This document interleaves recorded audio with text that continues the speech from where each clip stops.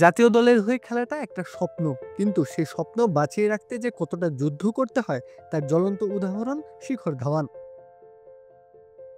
সালটা 2016, নিউজিল্যান্ডের বিরুদ্ধে টেস্ট ম্যাচে নিজের জায়গা ধরে রাখতে জীবন বাজি রেখে খেলেছিলেন ভারতের প্রাক্তন ক্রিকেটার শিখর ধাওয়ান। কলকাতায় অনুষ্ঠিত সেই টেস্টের দ্বিতীয় ইনিংসে ট্রেন্ট বোল্টের একটি ডেলিভারিতে ধাওয়ানের হাত ভেঙে যায়। তবুও দল থেকে বাদ পড়ার ভয়ে তিনি খেলা চালিয়ে যান এবং প্রায় 17 রান করেন। পরে জানা যায় সেই সময় তার হাত ভেঙে গিয়েছিল। একটি ইউটিউব শোতে এ নিয়ে শিখর ধাওয়ান বলেন, আমার ক্যারিয়ারের সবচেয়ে কঠিন সময় ছিল সেটা। তখন আমি ভীষণভাবে হতাশ ছিলাম। জানতাম রান না করতে পারলে দল থেকে বাদ পড়তে হবে।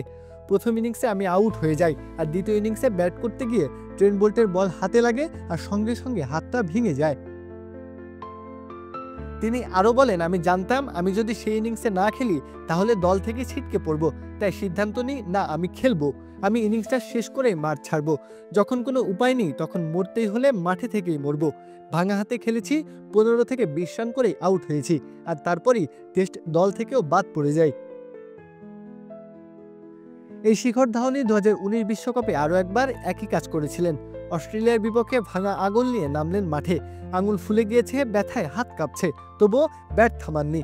ওভালের সেই ম্যাচে করেছিলেন 117 রান মাত্র 109 বল খেলে। পেস আক্রমণ সামলেছেন, স্পিনকে খেলেছেন দাপটের সঙ্গে। ব্যাট তুলে জানান দিয়েছেন আঘাতটা শরীরে, ইচ্ছে শক্তিতে নয়। তবে দুর্ভাগ্যজনকভাবে সেই ইনিংসই হয়ে গেল তার শেষ ম্যাচ সেই বিশ্বকাপে। চোটের কারণে ছিটকে যান পুরো টুর্নামেন্ট থেকেই। তবুও ওই এক ইনিংসে ধাওয়ান বুঝিয়ে দিয়েছিলেন একজন ব্যাটসম্যান কেবল রানেই নয়, মনের জোরেও কিংবদন্তি হয়ে ওঠেন। 2023 সালের আগস্টে আন্তর্জাতিক ক্রিকেটকে বিদায় বলেন শিখর ধাওয়ান। 34টি টেস্ট, 167টি ওয়ানডে, 68টি টি-20 আর 10,000-এর বেশি আন্তর্জাতিক রান, এই পরিসংখ্যান তার সাফল্যের প্রমাণ। কিন্তু সংখ্যার বাইরেও ধাওয়ান ছিলেন এক যোদ্ধা, যে কষ্ট সহ্য করে নিজের স্বপ্ন আঁকড়ে ধরে রেখেছিলেন।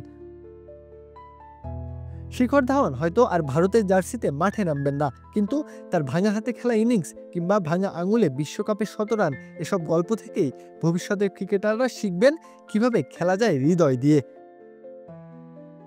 প্রত্যয় হক কাব্য, খেলা 71।